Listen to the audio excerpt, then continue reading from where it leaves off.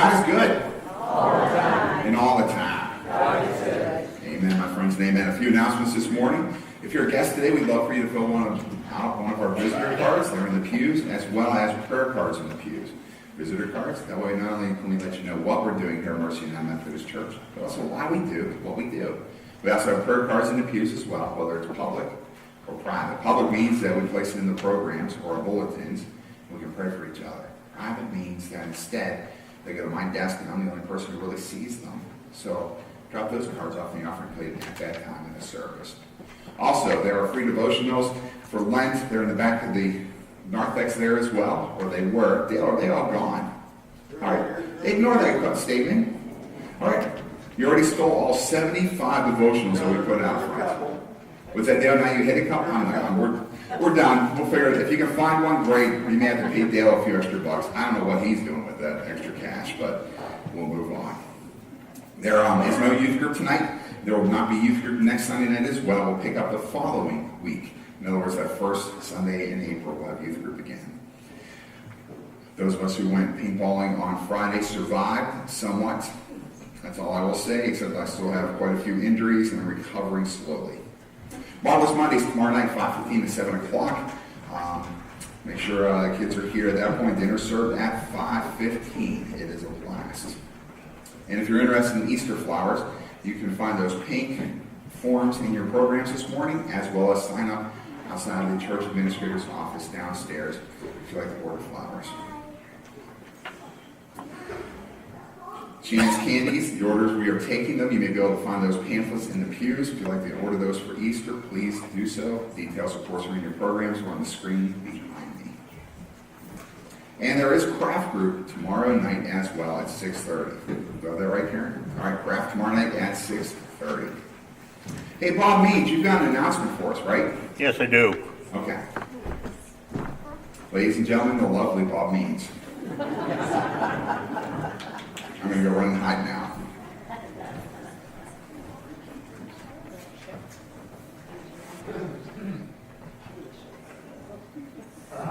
I really don't know how many people know about what's going on in the church, but we do have a wall problem on the south side of the building, and it's going to be taken care of and fixed, but it's going to cost us $12,830 to do that, not counting what is not seen after we dig into the project.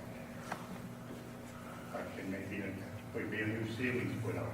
I don't know. I can't say for sure yet what all is going to happen. We also have, I hate to be a bearer of bad news in the church, but the roof on this area where you drive through is going to have to be replaced. The blacktop, all blacktop areas are going to have to be resealed. So we're going to go through quite an experience of spending a little bit of money this year. And I hope everybody, if they're asked to help, could come and help them, the help we need to do, maybe cut the cost down. That's about all I know. Like I said, the wall is bad and it's going to be replaced. On April 13th and 14th, they're going to do that. As you guys said, it was taking 2 days. There's no preschool, there were no days. So a Friday, a Thursday, and a Friday. So that's when we're planning on having the wall done. So we don't have to affect the preschool. That's all I have to say. That's a first. If you didn't understand that, April 1st, we'll be taking down the ceiling tiles in both the preschool, which is underneath the fellowship hall. Fellowship hall is where we have the donut time, for lack of a better term, in between services.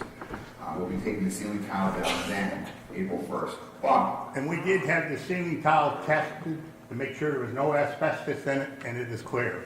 So if you didn't hear Bob there, there is no asbestos in the ceiling tiles, which is easily saving us probably, I'm going to guess, $10,000. Thanks be to God, let alone the simple fact that it's a lot safer to not have non-asbestos ceiling tiles. Why do we mention all that? There's going to be some chaotic construction around here. February, I'm going back in time. April 1st, this is not an April Fool's joke, we'll be removing ceiling tiles that Saturday morning. If you're available, we're starting at 9 o'clock. 9 o'clock. And then April 13th and 14th, Monday, Thursday, and Good Friday, then they will be repairing the wall. It's shifted enough that it's unsafe. Now, is it going to fall down instantaneously when we go downstairs? No. But this is a long-term issue where if we don't deal with it, sooner or later something will happen. It's better to be ahead of the game. We'll learn everything else Bob mentioned. I also need to say thank you to the trustees because I thought this was going to be a nice, easy year for them. Boy, was I wrong.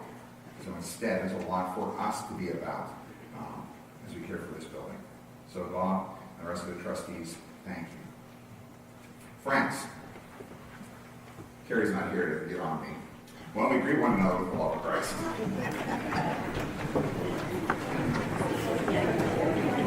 Good morning.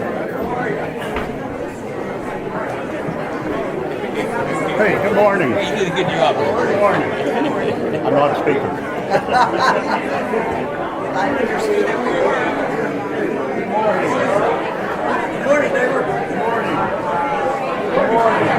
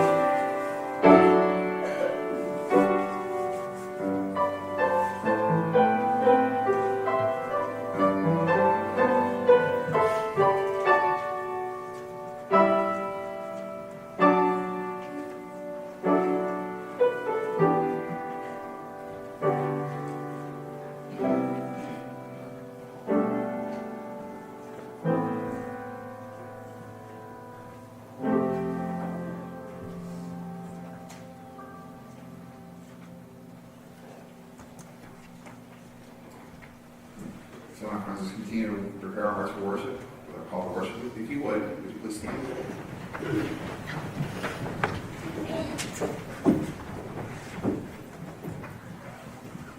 Take from Psalm 89. I will sing of the Lord's great love forever. I will declare that your love stands firm forever. They rejoice in your name all day long. They celebrate your righteousness.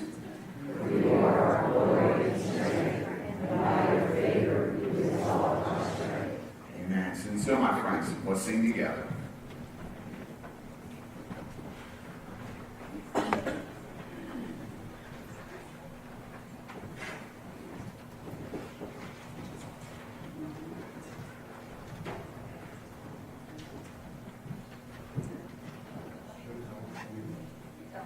Okay, so that side, you're going to be the leader, and this side is going to be the all. Hopefully the words are right up there. So you guys start, so be ready. You got 3 measures and you're coming in.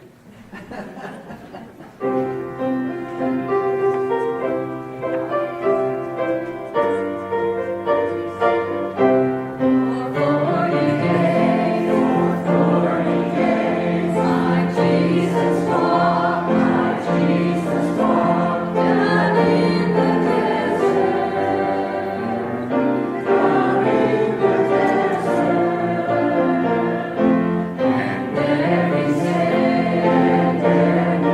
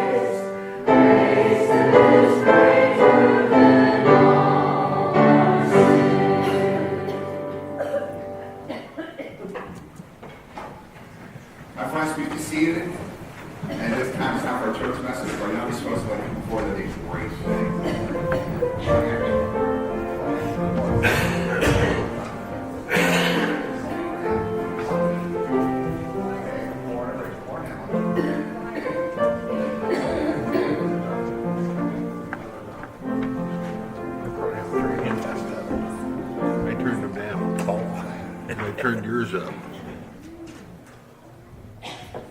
I got a word for you guys. It's called grace. We just sang about it. Anybody know what the word grace means? All right, what do you think? Aaron, you forget it? Okay. You forget too, Adam? Awesome. Anybody else want to take a stab at it? Let me show you grace. You ready? All right. I've got a silver dollar, really a gold dollar here. Anybody want it?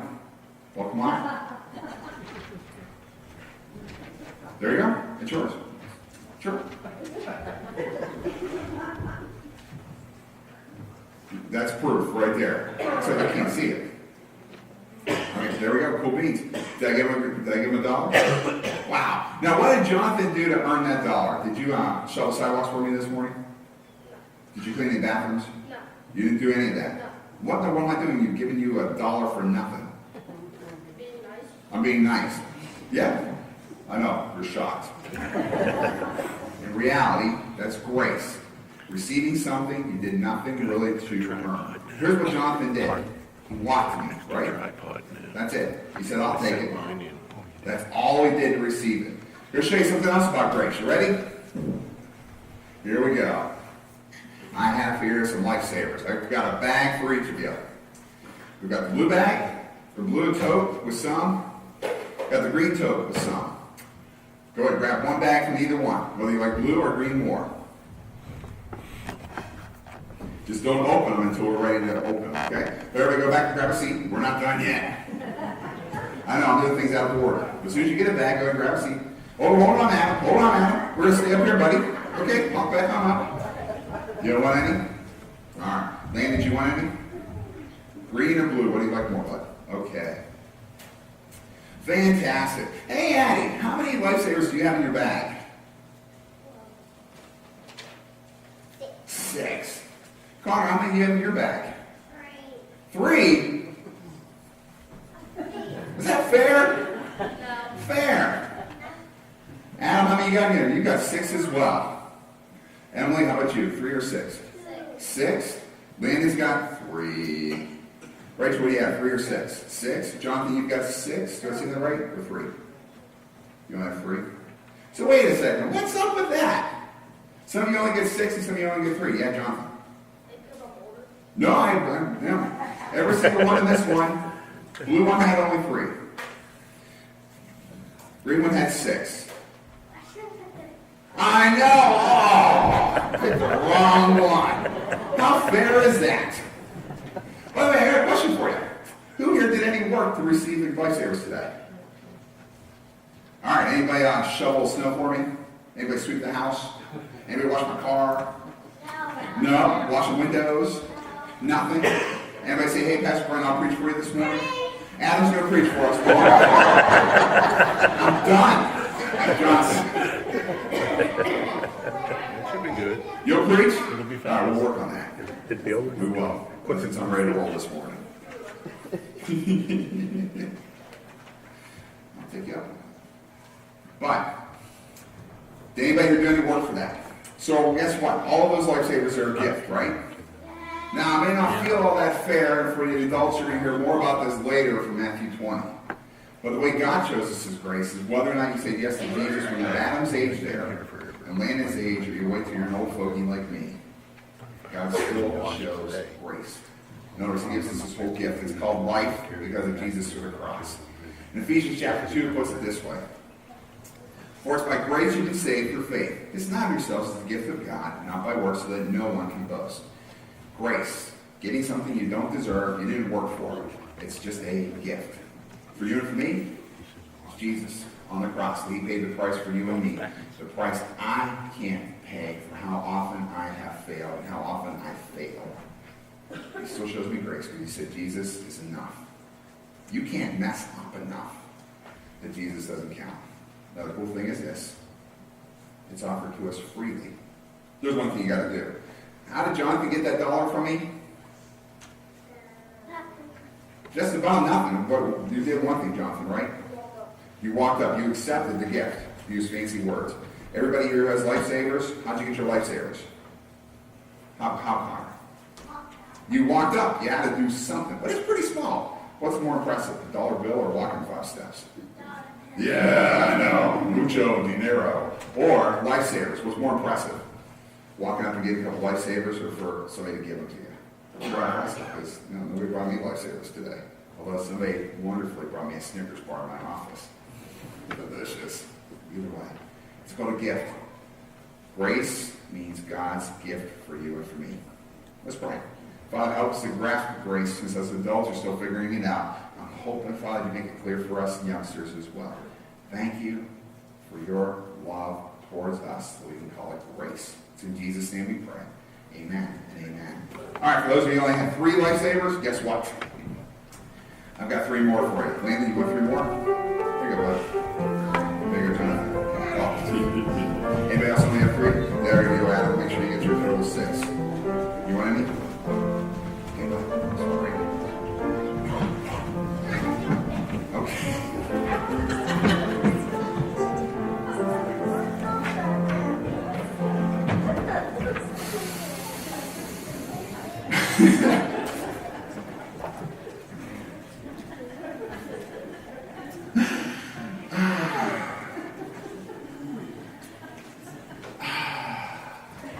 Man, I almost crying after that was so funny. Oh my goodness, what a joy. Friends, what do we give God thanks for this morning? What would you like to praise God for who God is? And is there anything we need to be praying for? Marla. Like everyone to keep the families of Edith Anderson and William Miller in your prayers, please. Their funerals Thursday and Friday of this week. And to praise, my daughter Lindsay made it to her new home in Georgia, and her furniture should be being delivered right now. So that's wonderful. She's starting her new adventure, working with military families at Fort Benning and Stewart Air Force. Wonderful. And also praise the Marla, you can actually be here. Where you supposedly were sick for months on end, and I made up my own stories for that one. Well, first graders are very dear when you go to the Amen. Marla, thank you. So that's for Edith Anderson as well as Lily Miller's families, and also for Lindsay, Marla's daughter, who moved to Georgia. Thanks be to God, she's made it there safely. Alan. I just want to say the reason Carrie isn't here today is because she had hip surgery on Wednesday, so keep her in your prayers for fast recovery. She did get home a day earlier than she had predicted, so I think that sounds like good progress. So keep Carrie in your prayers. Thanks, Alan. So keep praying for Carrie, our keenest. Jonathan. My brother, sorry, stomach broke out of your state like before school.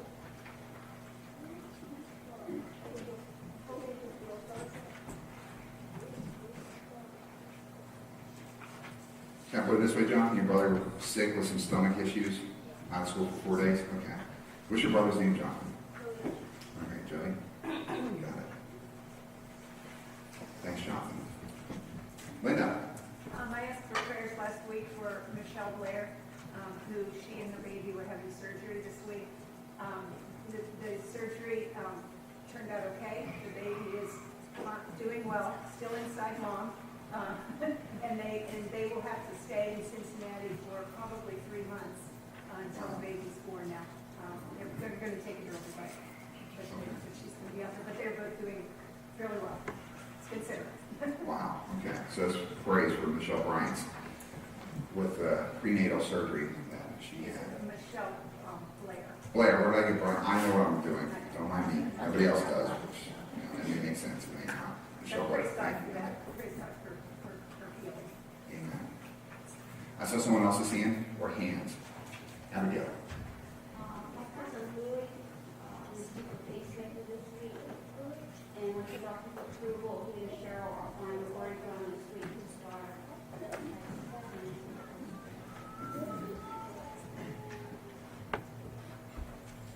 Okay, so your cousin Louis had a pacemaker put in and flying to see his daughter. Wow. All right. Well, for traveling mercies for them as well as thanks be to God for. All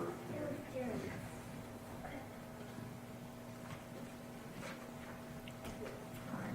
Abigail, thank you. Larry. I've got a friend who has an adult son that dropped out of college and he's dealing with a drug and alcohol problem. And, she needs prayer just to dealing with that. His name's Jordan. Okay.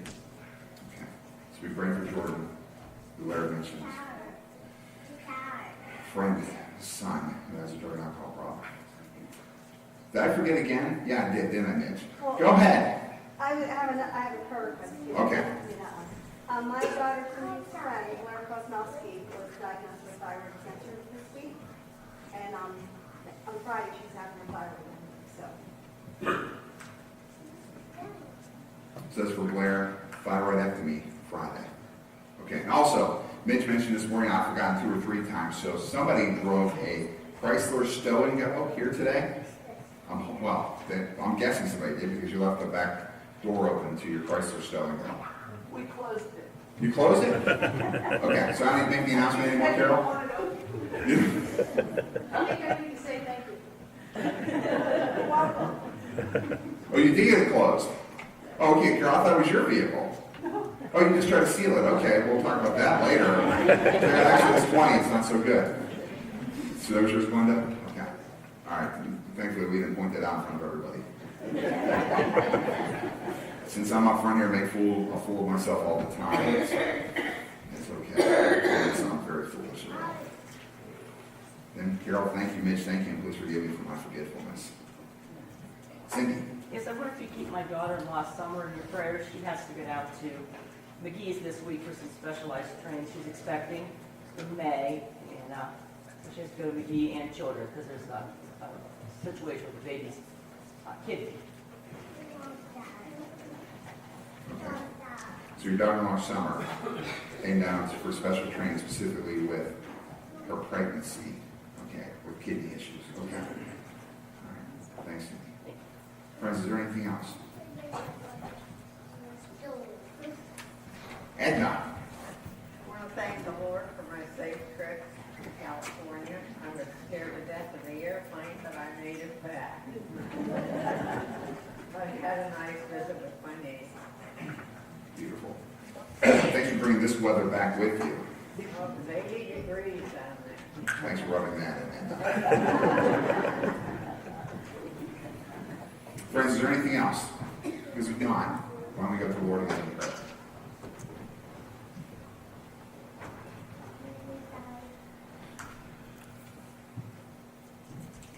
Father, thank you for the gifts you give us. Whether it be sunshine or the rain that brings about life, even the snow that helps with the water table, the gifts that you give us. Friendship, people who care for us, and people for us to care for. The gifts that you've given us, Father, and we point towards this morning, this incredible grace you've shown us in the cross. That you've allowed us to be called saved, that instead of deserving death, for whatever reason, you loved us enough to send your Son to pay the price we can't pay on our own. We give you thanks, Father. We've seen your grace moving and working in our lives. Not just that eternal salvation grace, but even in how you moved and worked in our lives. We give you thanks, Father, for Marla being able to be here in the healing, Lindsay in safe travels. We give you thanks, Father, for how you have moved and worked in our lives. We look before you, Lillian Miller and Edith Anderson's families. We look before you, the Campbell family, as John and his family will celebrate his mother's life this Friday, and even for the Bryan family, as Shirley Bryan's family, Denise Campbell, John, and Joyce, and the rest of the family will celebrate her life later today. Father, we're asking that you would be with Carrie and continued healing. We ask, Father, that you be with Jonathan's brother Joey in the midst of his illness with being out of school for 4 days. We pray for healing. Father, we give you thanks for how you moved and worked. Bring about healing in Michelle Blair. Thanks be to God that the baby's okay. We also look before you, Cindy Green's daughter-in-law, Summer. In the midst of the expected pregnancy, we pray, Father, for safety, especially with the kidney issues. In Jesus' name we pray. Father, we ask that you would be with Abigail's cousin Louie in the midst of this trip to Florida to go see their daughter Carrie with cancer. We're praying for healing for her as well. We live before you, Jordan. Larry's friend's son. We pray for healing for Jordan and a change of heart. We lift up his name in the name of Jesus. Father, we look before you, Blair. In the midst of the upcoming thyroidectomy, with its thyroid being removed, we pray, Father, for healing for her. And Father, thank you for safe travels for Edna, for those of us able to be here today, for how you move and work in our lives in the ways we see you, and even more so this morning, the ways we don't see you, touching our lives, moving in our lives, protection you bring about, or the things that we seem to think just happen by happenstance, and they have not, but that you're in at work in our lives. We give you thanks for how you move and work in us. It's grace, grace, God's grace. I give you thanks and praise for how you move and work within us, Father. And it's in Jesus' name we pray. As we pray, as Jesus taught us to pray. Father, who art in heaven, hallowed be thy name. Thy kingdom come, thy will be done, on earth as it is in heaven. Give us this day our daily bread, and forgive us our trespasses, as we forgive those who trespass against us. And lead us not into temptation, but deliver us from evil. For thine is the kingdom, and the power, and the glory forever. Amen. Amen.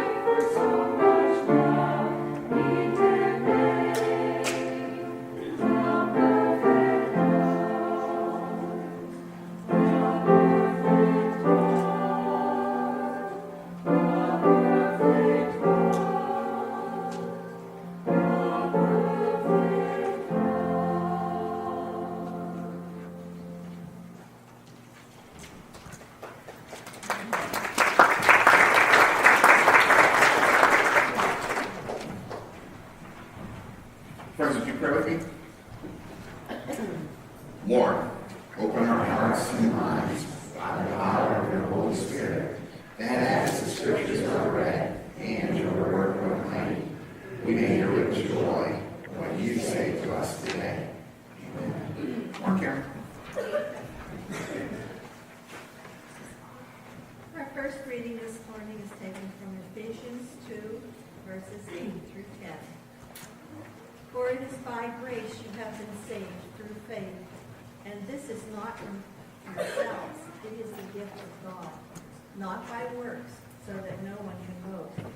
For we are God's handiwork, created in Christ Jesus to do good works, which God prepared in advance for us to do.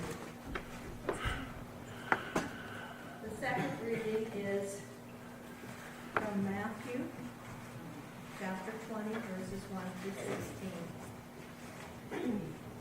For the kingdom of heaven is like a landowner who went out early in the morning to hire workers for his vineyard. He agreed to pay them a denarius for the day and sent them into his vineyard. About 9 in the morning he went out and saw others standing in the marketplace doing nothing. He told them, "You also go and work in my vineyard, and I will pay you whatever is right." So they went. He went out again about noon, and about 3 in the afternoon, and did the same thing. About 5 in the afternoon, he went out and found still others standing around. He asked them, "Why have you been standing here all day long doing nothing?" "Because no one has hired us," they answered. He said to them, "You also go and work in my vineyard." When evening came, the owner of the vineyard said to his foreman, "Call the workers and pay them their wages, beginning with the last ones hired and going on to the first."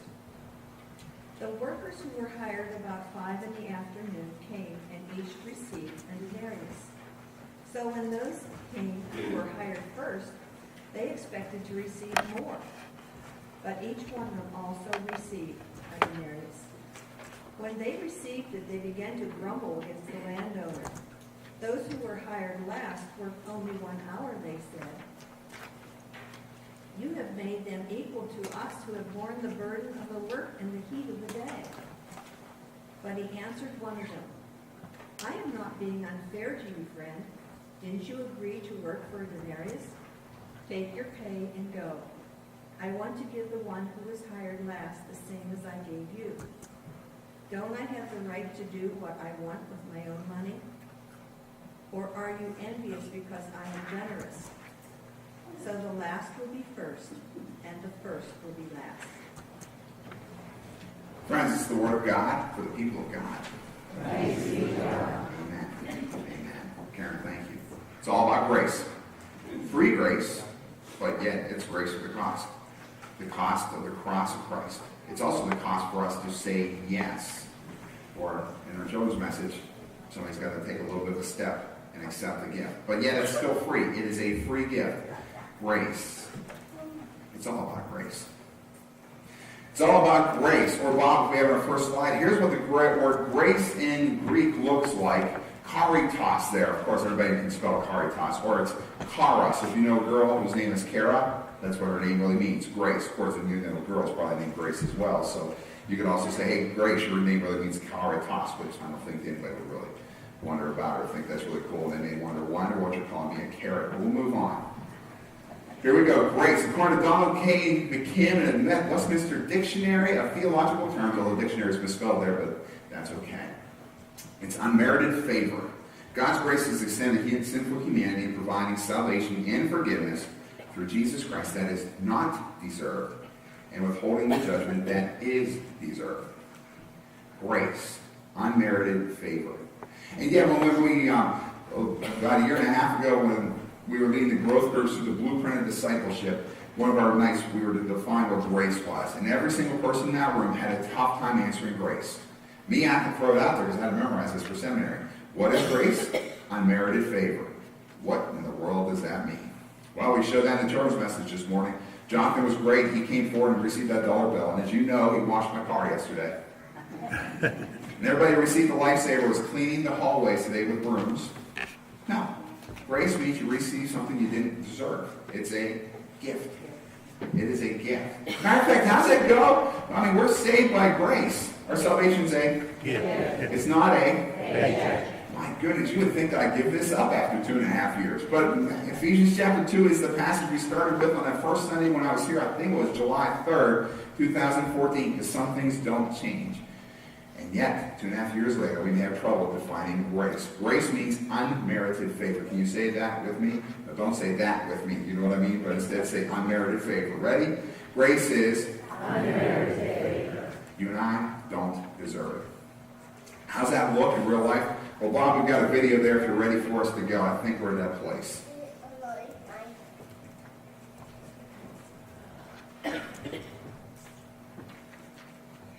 Well, it should be on the next slide. There we go.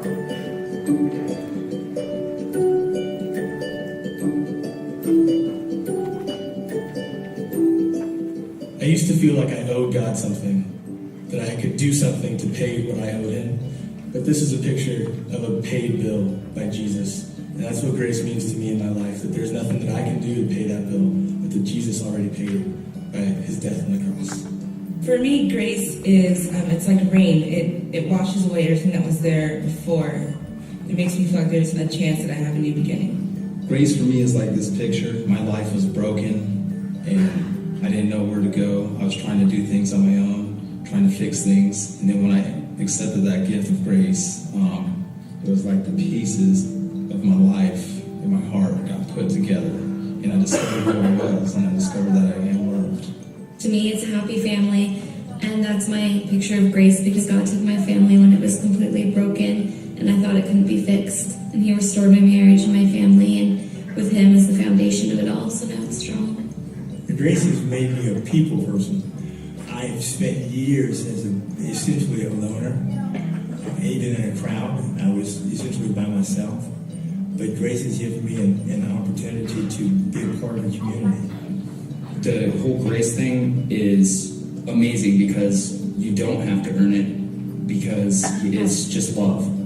God has given me a new heart, from this darkness to this bright red that's pumping and beating, and it's alive, and it's amazing. Amazing grace.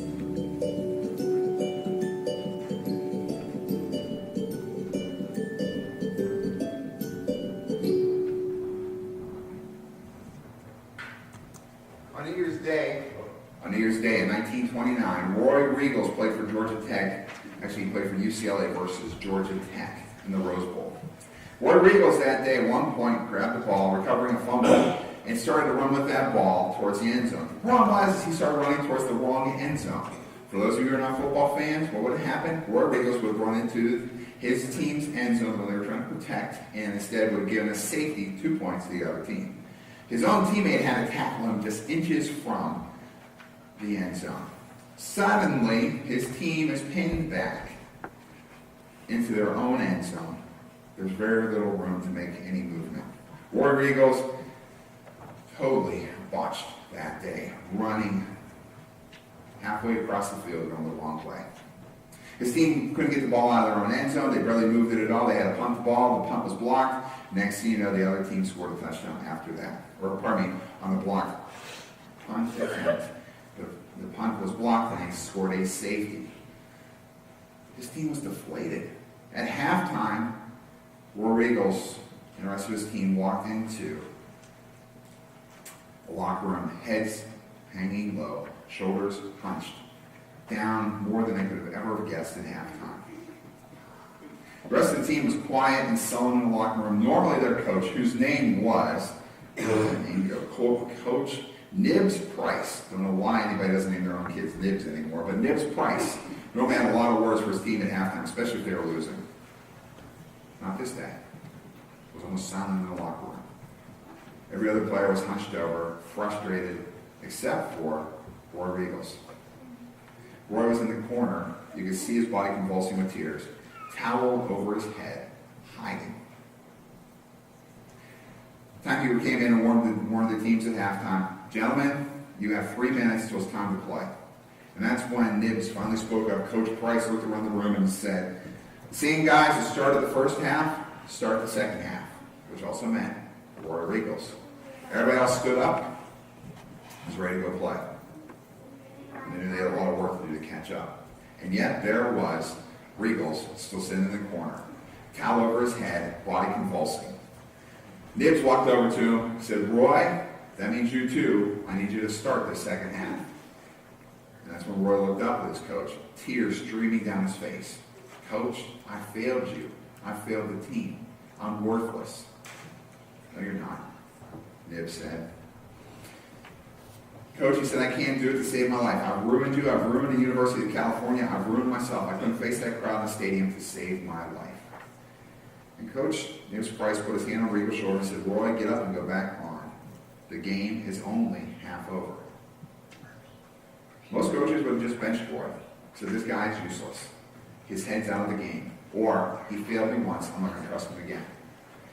Although they lost the game, Roy Riegels has gone on in history as playing one of the hardest, greatest second halves in all of Rose Bowl history. He didn't quit. It's grace whenever you get shown a second chance. Even more so when you failed, you don't deserve it, and yet it's shown to you. It's all about grace. It's all about grace, and that's what Matthew chapter 20 is getting at. That passage that we read from this morning, which almost doesn't sound, it sounds strange because it doesn't even mention the G word grace the whole time in the passage. Jesus tells this parable, and a parable is a story with a point. He tells this parable about these workers. Now, what happened in Jesus' day is that you didn't have assured jobs. Almost every person was hired the day of. In other words, you'd hang out at the market square hoping somebody would hire you for the day. There is no in Social Security. There are no real paychecks. There is no security period in having a job. You went and hoped you got work. Normally that meant the best looking, strongest looking, or by reputation, the hardest workers were picked first. So the landowner went out into the town square to look for folks that morning. And very early in the morning, who knows, 5, 6 o'clock, something like that, he went out there to look for guys to work. Hires a whole bunch of gentlemen, says, go to my place, get to work. I'll pay you at the end of the day. That was normal. 9 o'clock, he's also in the town square again and sees more folks working there. And he says, you guys need some work? Head on over to my place. Go ahead, get some work. That'll be a great thing. Then he goes around about 12 noon, hottest time of the day, and there's still folks hanging out there without work to do. What's he say? Hey guys, I got some work for you. Head over to my place, get to work. I'll pay you at the end of the day. 3 o'clock rolls around. Right at that time, right? Yes, 3 o'clock rolls around. And he says, hey guys, I can see you're not working here in the town square. Here's what you do. Go over to my place, get to work. I'll pay you at the end of the day. 5 o'clock, when the work day ends at 6-ish. 5 o'clock, he still sees more folks hanging out in the town square. Some folks would call these guys the lazy ones. He said, okay, you guys need some work? Head over to my place. I've got work for you. I'll pay you at the end of the day. Normal time, quitting time was around 6 or 7 o'clock. Those guys hired at 5. Wow, they've only put in a couple hours. They barely did anything. Pay time comes. Ooh-wee. Because what do? When pay time comes, he pulls out a denarius, which was a full day's wages for a Roman soldier. In that time period, that was, decent pay for a day. But he gave it to the folks he hired at 5 o'clock. The folks who hired last, he gives a full day's worth of wages. What is that for us? Maybe $200, something like that. $200 for 2 hours worth of work. So of course, you can imagine what the folks hired early in the morning are thinking. I'm in the money. I'm in the money. You know what they're thinking, don't you? He gave them a denarius, $200 I was here for, how many hours? 12, 14 hours working? Wow. How many denarii will I get today? Or denarius, if you want me to say that, it was denarii or denarii, however you want to put it. They're all excited. They're rubbing their fingers together. They're whispering. They're acting like they may be able to attack this like Scrooge McDuck or something like that. Ebenezer Scrooge. Wait, that's a throwback from last week. Ebenezer means stone of help.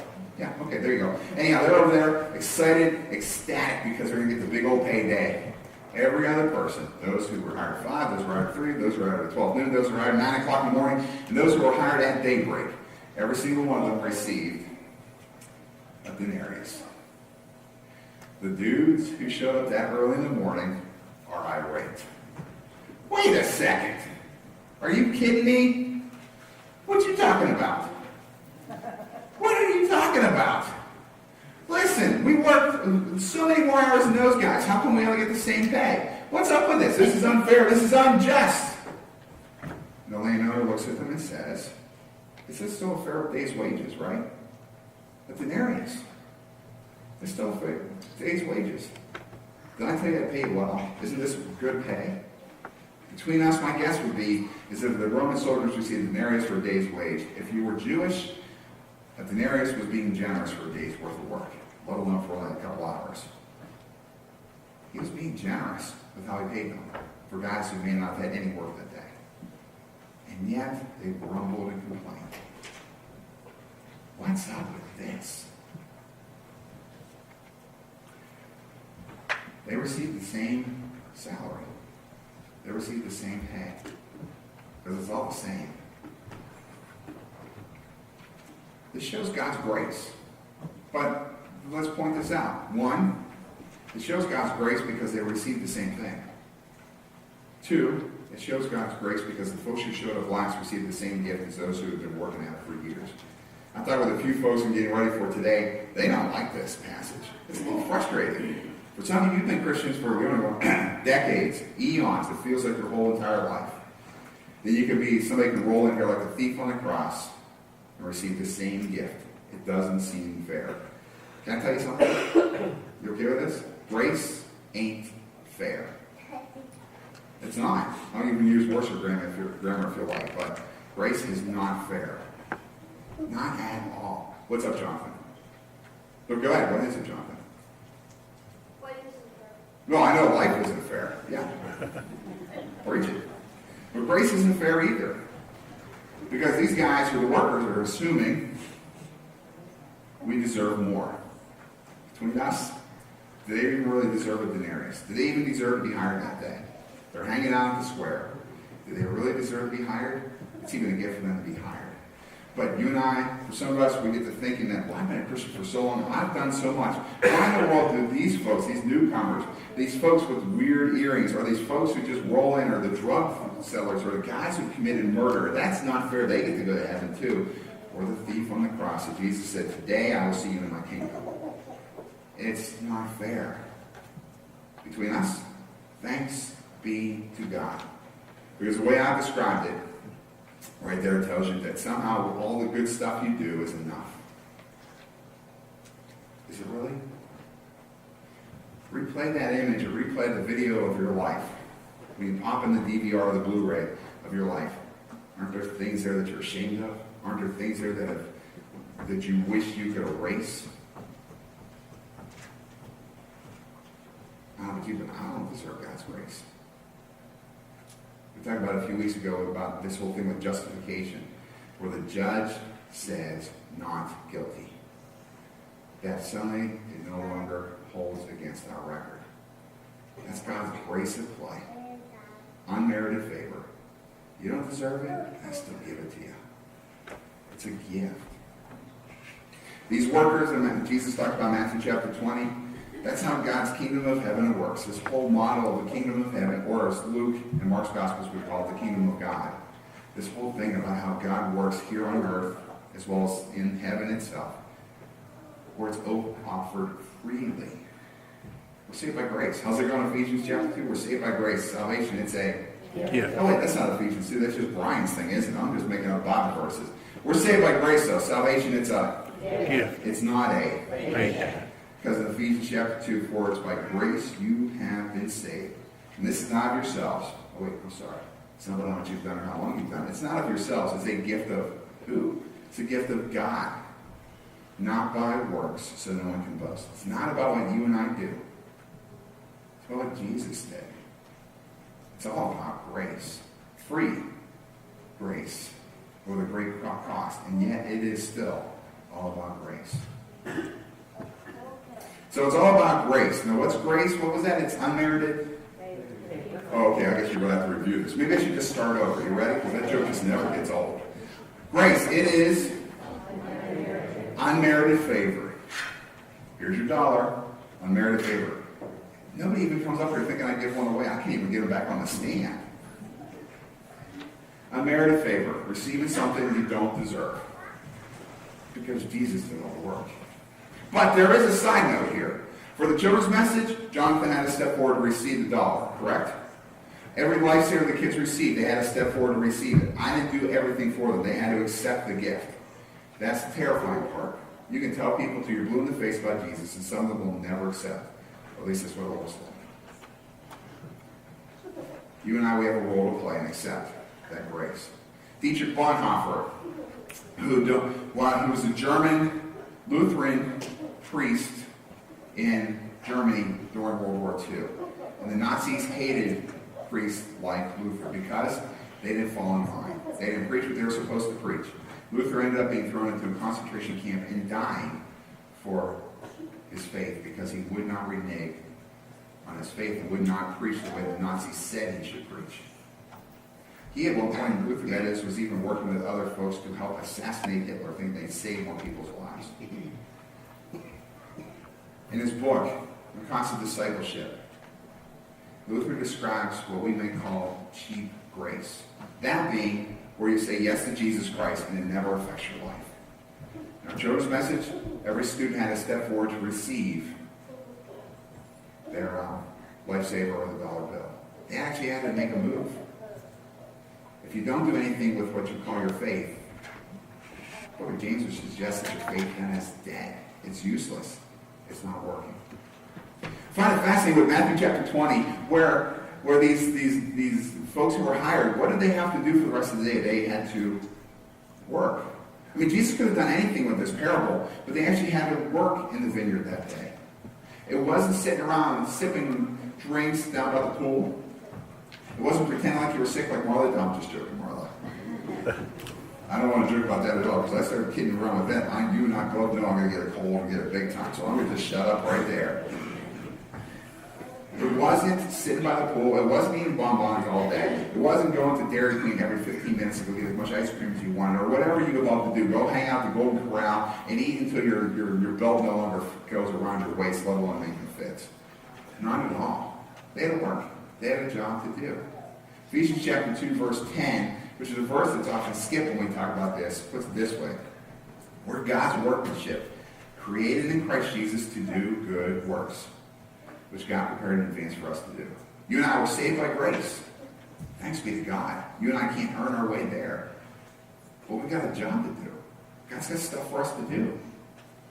I see it here, whether it is with missions team, the community lunches, for the trustees who work tirelessly around this building, for Sandra and the kids ministry folks with Marvelous Mondays and Sunday school, who give their time, their energy, and at times their hair when they want to pull it out from kids being chaotic. I see it with folks who get here early in the mornings to help get the church ready. That was Dale mostly on the way, but just saying. The music team who prepares throughout the week. For the folks who stay afterwards and help count the money that we bring in as an offering to God. I see it here with the serving, let alone wherever you may be. Because as a student, if your intention was saying, I want to do the best I can at school to the glory of God, and that's part of this whole thing of living out your faith. One of those works that we give over. We've got work to do. Each of us, God has given each of us different things to do. The danger with talking about grace is this. We get to saying, as I had neighbors growing up who said, oh yeah, when I was in high school, I said yes to Jesus. I did. I got that covered. As though somehow they had their ticket punched and they had to be accepted in. And yet what I'm seeing with Matthew chapter 20, what I see in Ephesians chapter 2 is this. You and I were saved by grace. Thanks be to God. If you don't put it into action or work, is it real? I was a weed loaf when I was a kid for a whole year, which meant I was sort of working to be a Boy Scout. But time got tight. I liked playing soccer more than weed blows. And I liked swimming on the swim team more than weed blows. So guess how long I was a Boy Scout? 1 year. Am I an Eagle Scout? No. Did I go on any further? No. Can I even claim to be a Boy Scout? On multiple levels, no. 1 year. That's it. I quit. Friends, as Christians, we're called to not quit. We put it into practice day in and day out. Do you earn your way to heaven? Is it ever enough? No. But thanks be to God, it's grace. But if you never put it into practice, is it alive? My fear is that it's not. Thanks be to God, I'm not the judge. Thanks be to God, I'm not the one who has to sit on that throne and make decisions. Thankfully, I'm not the one who gets to have the final say. That's Jesus' job. Until that day, well, that's his job. I encourage you, though. Keep on serving. Keep on working. God prepared it for you in advance to do. But that's not how you and I get to heaven. It's not about being a good person. Because on a side note, Jesus is talking to the Pharisees and Sadducees in part there in Matthew 20. Hinting at them, these folks who were the 9 o'clock or early a.m. workers, hinting to them, all the works that you think are on your way to heaven, they don't. It's all the same. It's all about grace. War Eagles ran the wrong way. Failed. Coach still put them in. You and I, if we look at that recording of our lives, how many times have we failed? Those things that you wish just stayed in the closet and nobody knew about, or maybe they are in the closet, and thankfully nobody knows about. It's by grace you've been saved. Things that were in the past, through Jesus Christ, they no longer are held against you. Thanks be to God. Friends, it's all about grace. All of it. But it's not cheap grace. You know, we have a job to do. We've got things that God has for us in advance that God put in place in advance for us to do. But it's all about grace. And grace is, oh boy, are we napping this morning or what? Was it that bad? Are y'all napping that much? Let me try back here. Let's go see. Let's just change up direction. Are we okay? Are we all right on time? We're not at all. We ran over. How did we run over? I thought we'd be done early. All right, well, I'm just going to leave now. You guys look terrified of the sound booth, don't you? So what is grace? It is... Oh, okay, but grace, what's the definition? Grace is unmerited. Oh, I'm sorry, we're not all there yet, so I can keep doing this and drag it out. We'll never get donuts of today. Grace is... Grace is... Which means you and I, we don't deserve it. Because we've been saved by grace. Salvation, it's a... It is not a... Thanks be to God, let's pray. Father, open up our eyes to see the gift that grace is. It's in Jesus' name we pray. Amen. Amen. My friends, let's worship together.